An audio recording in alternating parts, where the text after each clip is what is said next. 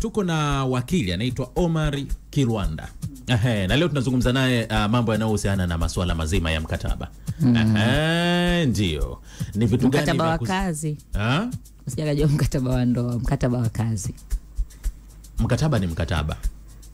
Au kuna mikataba ya aina ngapi? Wakili, karibu sana. Sasa mikataba iko ya aina nyingi, ikiwemo hiyo ndoa pia ni mkataba. Kwa hiyo ni mikataba iko ya aina mbalimbali kutegemeana na namna inavyotengenezwa, lakini pia inategemeana na namna ya nyinyi mnavyokubaliana. Kwa hiyo kuna mikataba na kuna mikataba ya kazi, mikataba ya kama hivi ya kuuziana ardhi, mikataba mbalimbali. Sasa leo tunazungumzia sana mikataba ya kikazi. Mara nyingi watu wanakuja baada ya kutokea migogoro fulani, baadaye ndio wanaanza kuangalia kumbe nadaiwa bilioni 1. Wewe kumbe nadaiwa milioni 500. Mbona sikuwekeza kwa kiasi hicho? Nini ambacho kizingatiwe kabla haujaingia kusaini mkataba? Na kwenye hilo nyote aweka vizuri kwamba sasa hivi ukipita huko kwenye mitandao ya kijamii utaona hili sakata ambalo linaendelea kati ya Ibra pamoja na bosi wake Konde Harmonize. Kwamba kuna watu wengi wanazungumza, lakini yeye alichobakia ni kwenye mkataba ambao walikubaliana. Lakini pia ukiachana na hiyo, kuna visa vingi vilishai kutangulia mwanzo. Utakumbuka sakata la mwenyewe Harmonize sakata anatoka WCB, lakini pia kuna sakata la Rayvanny na wengine wengi tu ambao tuliona mambo yakiwa yanakwenda katika hali ya sintofahamu. Sasa hili limekaaje? Asante kwa swali zuri. Ndugu zetu au wasikilizaji wetu wa East Africa Radio lazima wafahamu kwamba tunavyosema mikataba kiasili ni swala la kisheria. Na ndani ya nchi yetu sheria ambayo inasimamia masuala ya mikataba kwa ujumla wake ni sheria ya mikataba sura namba 345 iliyofanywa marejeo mwaka 2019. Mle ndani inatafsiriwa mikataba ni nini, sifa za watu kuingia mikataba, mkataba upi ni halali na upi sio halali. Kwa kifupi kabisa, kutokana na muda, kwa mujibu wa sheria niliyoitaja, mkataba ni jambo lolote ambalo mnakubaliana ambalo linatekelezeka kwa mujibu wa sheria. Wamezungumzia neno enforceable, kwa maana hiyo kitu chochote ambacho kwa mujibu wa sheria inaweza kutekelezeka, basi huo ndio mkataba. Na mkataba, mambo ya kuzingatia haswa ili mkataba uwe halali yapo katika kifungu cha 10 cha sheria nilichokitaja. Kuna vitu vikubwa 4 tu ambavyo hivyo vikiwepo tunasema huo mkataba ni halali. Cha kwanza tunasema wale wanaoingia huo mkataba wao ni watu wazima. Yaani watu wazima kwa maana miaka 18 na kuendelea. Lakini pia aingie mkataba akiwa na ridhaa yake, kwa maana asilazimishwe. Unaona? Kitu cha 3 cha kuangalia, huo mkataba uwe unakusudia kufanya jambo linaloruhusiwa kisheria. Tunasema lawful object. Kwa hiyo huwezi kuingia mkataba wa kuuziana bangi, kwa sababu bangi kwa mujibu wa sheria ni batili. Lakini kile kitu ambacho mnachoenda kukubaliana kwenda ukifanya lazima kiwe cha halali. Na kitu cha 4, lazima basi wewe unaingia mkataba uweze kusema lawful consideration. Lazima uweze pia kitu ambacho unacholipia kiwe nacho kwa mujibu wa sheria kinaruhusiwa.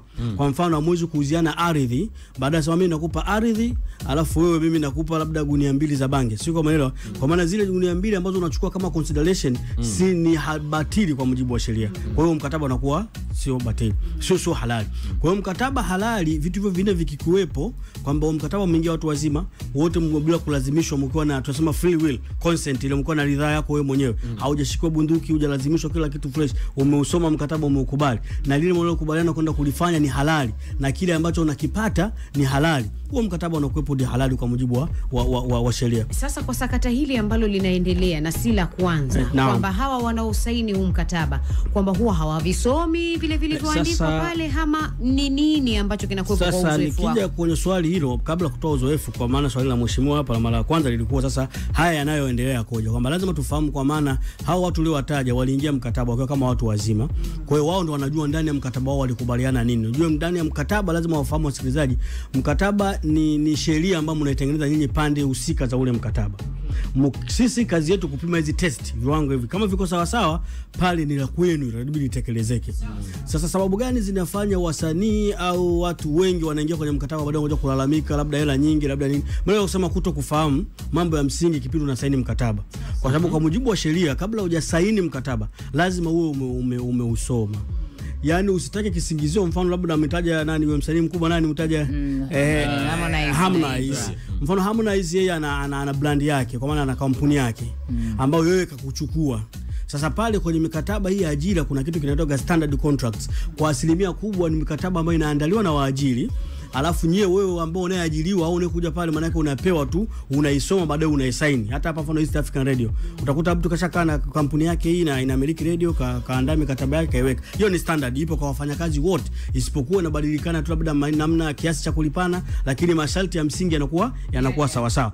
Lakini tunasema kipindi kile wewe mfanyakazi tu umesoma mkataba umesaini, uweze kusema tena mkataba mimi aliniandalia tu, hapana. Kwa sababu sheria inasema kabla ya kusaini sio usoma. Mridhie. Kabla ya kusaini ule mkataba ni wa mwajiri wako. Kabla ya kusaini. Muda wakati umesha saini, ukishaweka tu signature yako pale, nimeridhia haya ambayo yaliomo kwenye mkataba huu. Sheria inawachukua kama vile nyinyi wote mlikaa pamoja, mkapitia kifungu kwa kifungu, mkatengeneza mkataba wenu kwa pamoja.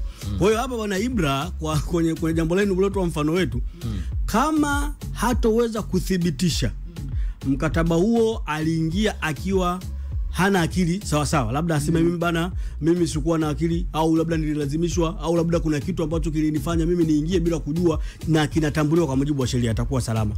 Kama vile vitu vingine nilivyovitaja vikaonesha kweli uliingia wewe mwenyewe uko na akili timamu, uliridhia, ukulazimishwa na uliona hiyo 1B, kama ukitaka kutoka na ulipe hii bilioni 1 na wewe mwenyewe ndio ukaridhika, ukasaini, yani hapo kitu pekee ambacho kinachoweza kumnusuru yeye ni kuwa mpole, kurudi kwa bosi wake, wakae wamalize. Kisheria tunasema siku zote yaliyojadiliwa mezani yanamalizia mezani.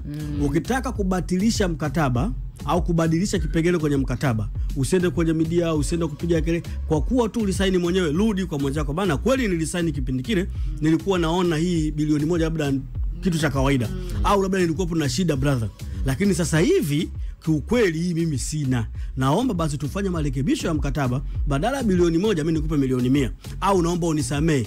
Akiamua mwenyewe kwa mujibu wa sheria anaruhusiwa kumsamee, anaruhusiwa kubadilisha, anaruhusiwa kama ndio nimekukuza uweze kuondoka. Lakini kikubwa kingine ambacho watu wengi wanakikosea kwenye mikataba, wanaenda pale wanasema kwa njaa, sio kama umeelewa, mtu kwa na njaa unakuwa pale sasa wewe unaona kila kichokuwepo kinawezekana.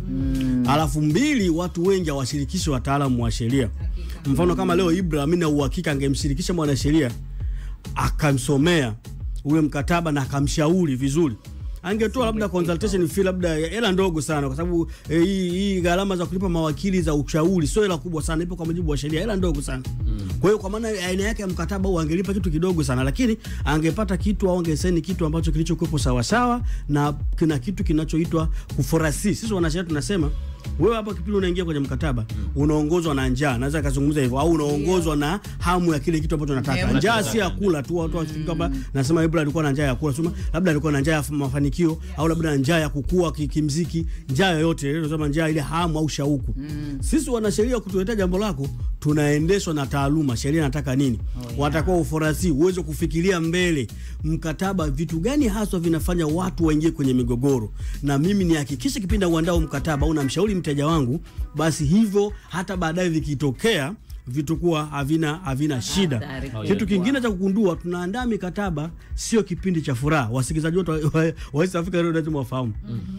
Tunaandaa mikataba si kipindi kwa ajili ya kipindi cha furaha. Tunaandaa mikataba kwa ajili ya kipindi cha shida, kipindi ambacho cha misuguano kati ya mtu A na B, hawaelewani tena, ndio karatasi zinaongea. Na ndio maana kuna watu wazao wafanya kazi watakuwa mashahidi wa wasikilizaji wetu, unafanya kazi sehemu unalipwa bila maandishi yoyote na mlio kusumbuana chochote, na kuna watu wanaachana katika staili hiyo. Nyinyi mkataba wa kuwalenga nyie, mkataba mwalenga watu ambao kulinda haki za pande zote mbili. Panapotokea kutokuelewana, maana yake nini? Mimi na wewe tena tuongei. Mfano kama sasa hivi kwa Ibra labda na Harmonize hawaelewani tena, au sio bana? Kwa hiyo sasa hivi nani mkweli, Ibra au Harmonize? Kwa sababu kila mmoja sasa anaona mwenzake anamuonea. Lakini kumbe sheria sema hebu tuleteni mkataba wenu unasemaje? Wewe kaa kimya. Mlikubaliana nini? Ndio kinachosimama, kwa sababu sasa hivi nyewe watu hamuivi chungu kimoja tena. Lakini kama mnaiva chungu kimoja, maana yake yale maandishi mwanzo mkayabadilisha mkafanya chochote kile sio shida. Kwa hiyo lazima watu wafahamu tunaandaa mikataba, kipindi mnachekeana pale, usiona brother labda atanifikiria vibaya, sema hiki sitaki. hiki nataka na kwa nini, au sio bana? Ili sasa watu wengine umtengeze mkataba ambao wote nyinyi, hata kama baadaye wewe na haki zako zitalindwa, haki za huyu zitalindwa, na bila kukomoana na bila kuonyana. Kwenye mkataba hakuna kukomoana, mmekubaliana nini? Kwa hiyo sasa hivi watu wanasema bilioni moja nyingi, sawa, lakini pengine ukamleta Harmonize atakwambia uwekezaji alioweka kwake, pengine anasema hiyo bilioni 1 ni ndogo. Samba gapo. Kwa hiyo inawezekana akafanya hivyo pia. Na sisi kisheria hatupimi thamani ya fedha kwa kitu ambacho kinaonekana. Hata hiyo kusema hiyo tunasema hiyo, ukisoma intellectual property, ile haki zile, mfano kama mtu kwenye masuala ya muziki, inaweza kama mtu nimekujengea jina wewe pengine na thamani ya bilioni 1, jina peke yake serikali na thamani ya bilioni 1. Mashabiki waelewe. Samba gapo. Kwa mtu anaweza kwamba na huyu alikuwa hajulikani, mimi ndo nilimjuza. Ukiachilia mbali zile hela ambazo mimi nilituwekeza labda kwenye vifaa, kwenye nini, lakini kumtengeneza huyu na muona hapa sasa hizi kuna kitu kimetumika hapo, akili. Kuna kitu kimetumika hapo. Sika utaona vizuri. Kwa hivyo vyote kwenye sheria vinapimwa. Sawa? Kwa hiyo mtu akisema bilioni 1 unaingiza bwana viingilio vya mashabiki wakiingia, labda show shilingi ngapi. Ukifanya hivyo inawezekana usifike sawa sawa. Na sisi tunasema ile kuto kuridhishwa kwa consideration haifanye sheria mkataba uwe batili. Ina maana labda kwa kuto kutofautiana au kuto kuridhika kwa hiyo hela ambayo mnalipana iwe ndogo au iwe kubwa, haifanyi mkataba